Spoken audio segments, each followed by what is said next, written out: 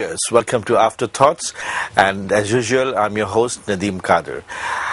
We are sorry, we are a few minutes late than usual because my guest, Professor Arafat, was stuck in the traffic jam, the usual chaos that we face every day in our life. But thank God he's still here, and we are on with the program. Welcome to the program, Professor Arafat. Thank you very much. Professor Arafat is a faculty member of the Independent Business School at the Independent University of Bangladesh, IUB. Well, as I was saying that, as we started this program, that Bangladesh, which has a very good name and image about the word communal, means harmony in Bangladesh. Absolutely. But something has gone wrong. It's communal violence. Absolutely. And that has not gone down with the people in Bangladesh. Everyone is shocked. That has not gone down for Bangladesh abroad. How have you been analyzing this thing? Why it happened? And we have some reports. We'll come to that. Well, as you have just mentioned, and I completely agree with you, this has marked a black spot on our pride. No doubt about this. Because you look back in our history, our tradition, cultural heritage, and especially the way this country has emerged through this, bloody war of independence, which was not just a war. It was an ideological battle. And we actually wanted to come out of a regressive country to create a modern, secular country where we wanted to ensure a peaceful coexistence for all the religion. And also, even in the grassroots in our country, we see this all the time. We have this communal harmony, peaceful coexistence, and a fantastic, relationship between the religions. This is excellent that has been there. Absolutely. But what just happened, it's caught all of us by surprise, all of a sudden, what happened. And we're all very sad about this. And especially significant, it's the Buddhist community that has come under attack, which the most peaceful people, and otherwise they've never been touched by any kind of violence of communal or otherwise. Exactly. Even though there's a bit of background of that, as you also know that something came into the the Facebook. Someone was tagged on something very derogatory on the Prophet of Islam, and that was used as an excuse to do the rest of it. But what I have analyzed, I tried to collect some information regarding this matter, and what I found out is the local Muslims were not at all involved. Most of them were rather being very cooperative with their brothers from the Buddhist community in that area.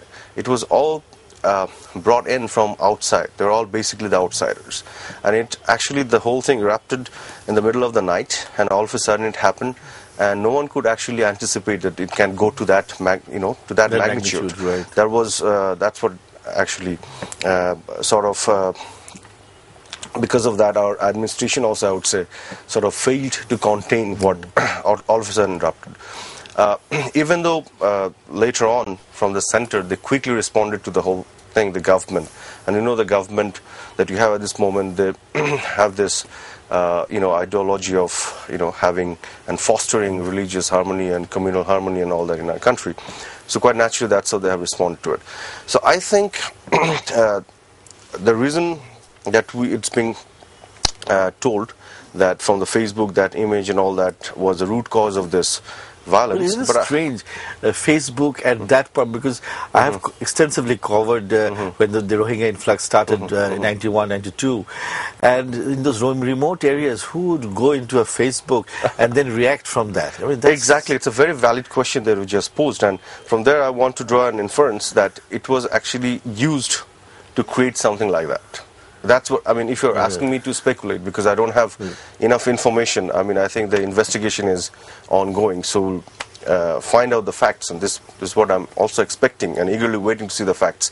Who were actually the criminals and the miscreants? But if you do the speculations, and your question it's very valid, that who would find that out in that area like this, where they barely have the access to internet. Absolutely. And then again, all of a sudden, so many people from outside came in, and they started doing all of this, and also they found some gunpowder and those kind of stuff, which is... Our reporter who's there has been reporting regularly, Arafat Siddiqui, and here he has mentioned that there were gunpowder, there were other explosives, which police found later was meant to blow up one of the largest Buddhist temple or idol of Lord Buddha. And also just today we heard the story that there were links between fundamentalist elements of the area.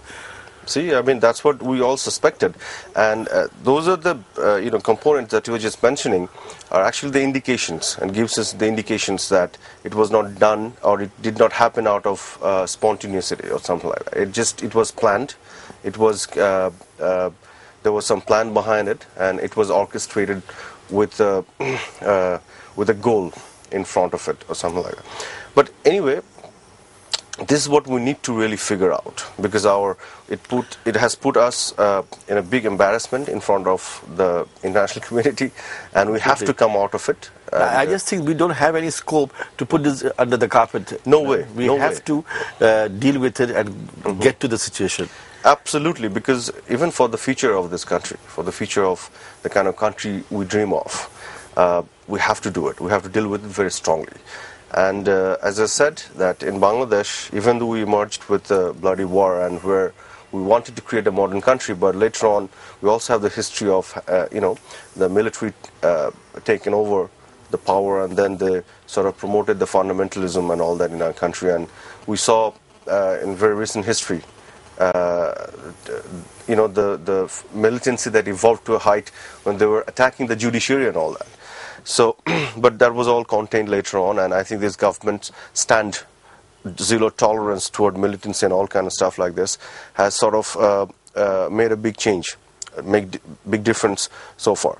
So, but all of a sudden, this thing has, again, I think, put us in a situation we need to really think very deeply, and we really need to focus on that and pay a whole lot of attention to uproot whatever the elements are there of this fundamentalism, extremism, militancy, all those kind of stuff. We need to uproot it completely to see the Bangladesh want to see it, and it's for the sake of our future we have to do it. Right. I mean, the one other thing is, like, some speculations are there in the bordering areas, and reports that we had is the Rohingya in the bordering areas with Myanmar, they possibly had a hand also.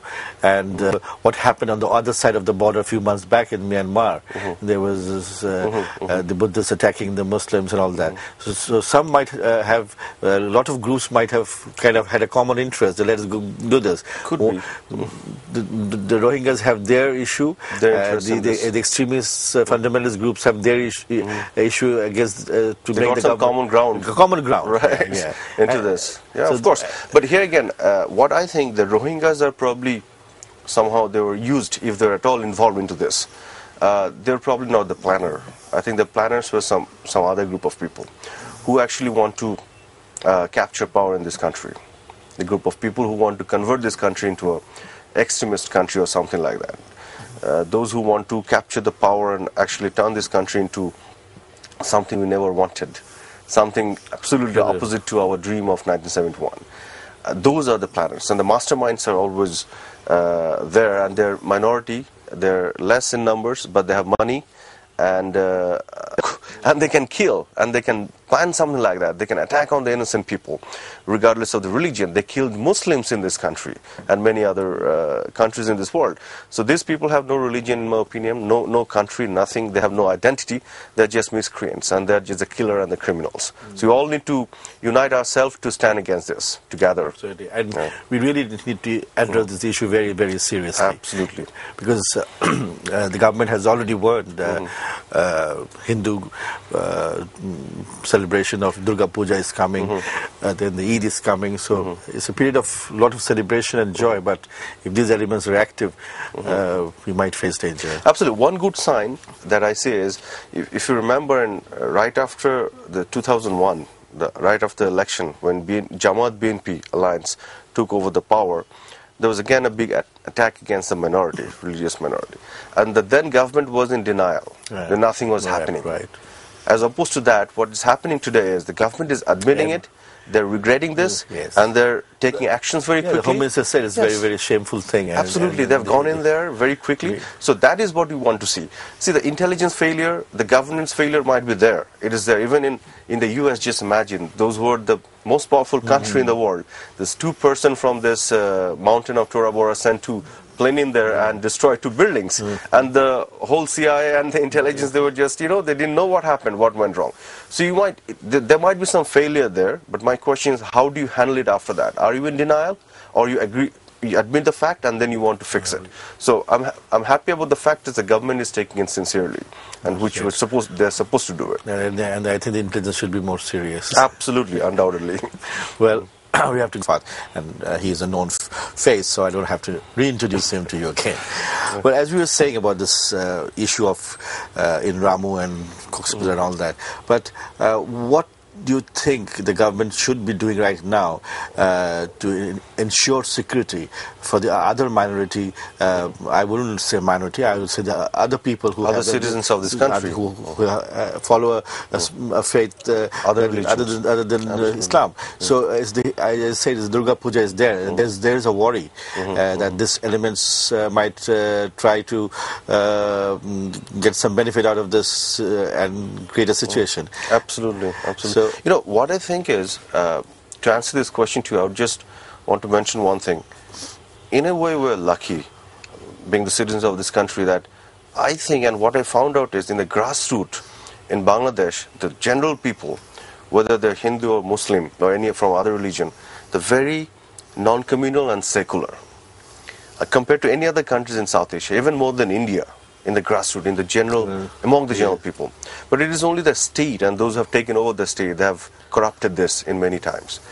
So some of it's a very small number of people, I think, who are always up to this kind of stuff. So government don't have to worry much about handling the whole country. I think they have to go after those people only. Those few numbers of people, they have to put all of their effort, they have to go all out against these people, against this group of people.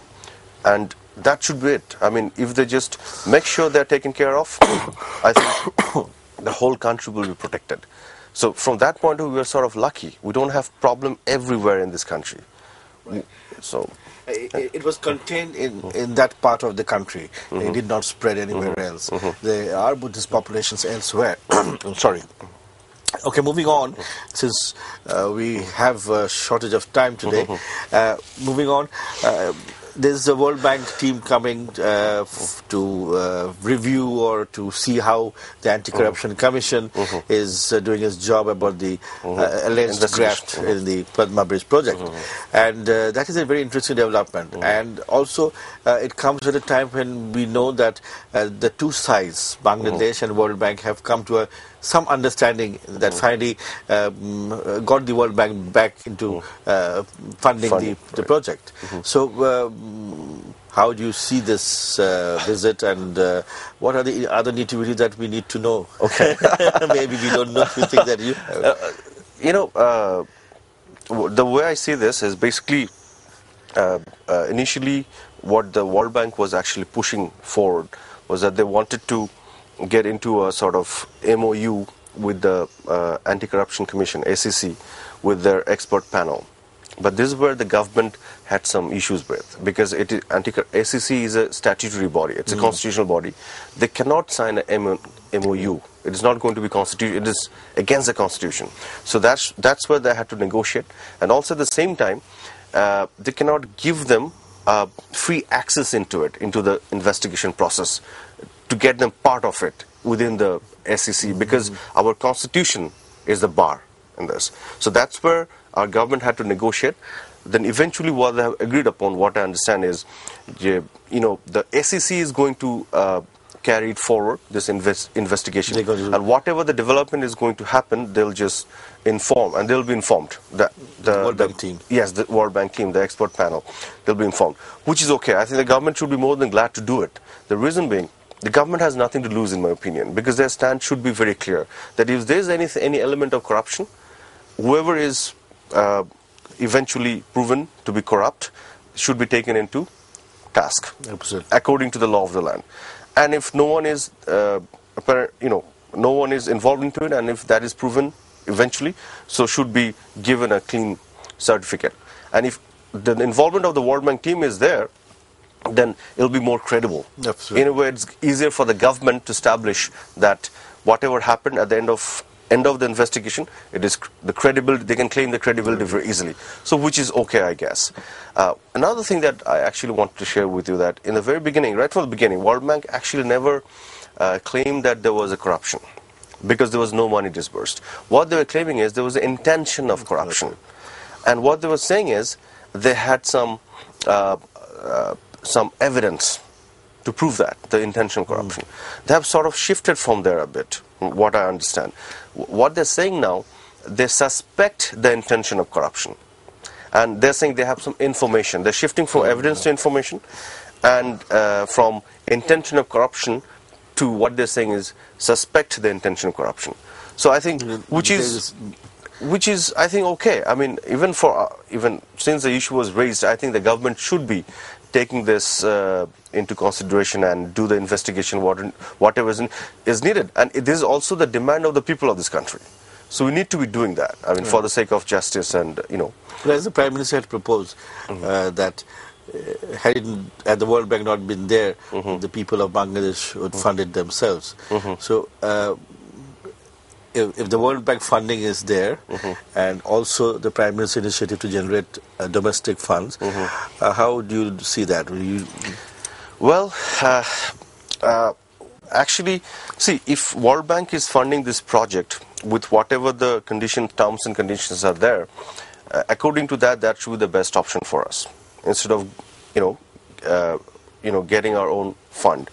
But the problem arises when World Bank is imposing more conditions onto it, and sort of demanding something which is not possible for us to give it to them, like signing an MOU with the SEC, or asking for the CV of the members of the SEC as if it's a corporate house and they're the recruiting agency.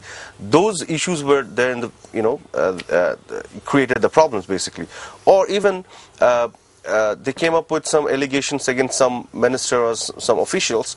The government was more than glad to put them through investigations and all that in the due process. But if they're asking something beyond that, they have to be removed, their passport needs to be seized, their bank account needs to be confiscated, which is not allowed in our law, in the law of the land, then it creates a problem. But I think at the end of the day, whatever it is, whatever happened so far, eventually through a negotiation, the government has agreed upon something which is okay, and the World Bank also has shifted from their rigid stance. It's kind of a win-win situation. Win-win situation for both the side. And I think at the end of the most important thing is it's being funded again, and the Padma Bridge is going to be reinitiated. And this is what is the most important thing. And when do you think this government has 1 year? Do you think it's difficult to say? I mean, if everything goes well, and then I think it is probably possible for them to. It will be possible for them to start with it.